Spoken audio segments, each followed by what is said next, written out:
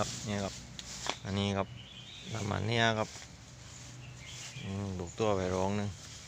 ประมาณนี้เลยครับตัวกับตัว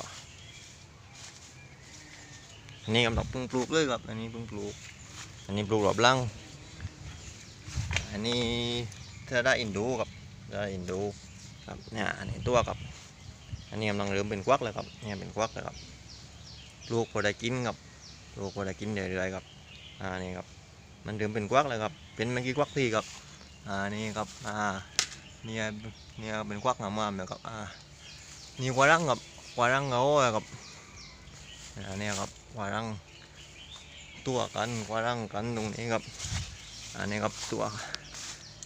นี่ครับพอเริ่มเป็นควักเลยครับเมื่อกี้ควักพี่ครับครับพอได้กินครับพอได้นอกครับประมาณนี้ครับประมาณนี้เลยครับตัวประมาณนี้